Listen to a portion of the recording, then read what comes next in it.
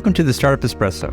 I'm Hall T. Martin, the host of the show, where we talk about raising funding for your startup and the time it takes to have an espresso. I hope you enjoy this episode.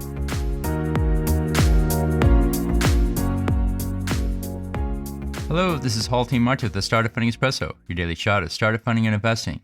In running a marketplace business, there are several metrics for measuring the performance of the market and platform. Here are some key metrics to consider. Gross volume. This is the total amount of goods and services transacted on the platform. Activity. The number of times a buyer engages the platform, yielding the number of daily and monthly active users. Average transaction value. The average value of the transaction indicates the size of the market. Concentration of buyers and sellers.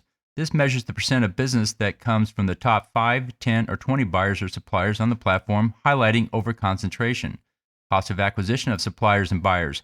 This calculates the cost of placing inventory on the platform and acquiring buyers.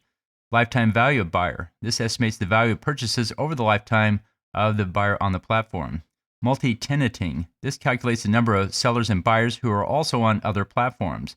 Switching costs. This calculates the cost of the buyer or seller to move to another platform. Take rate. The percent of the sale that is taken for the transaction. Measure these key marketplace metrics to better understand your marketplace business.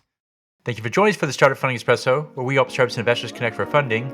Let's go start us today.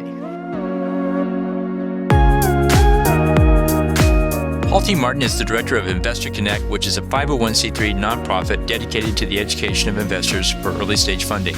All opinions expressed by Hall and podcast guests are solely their own opinions and do not reflect the opinion of Investor Connect.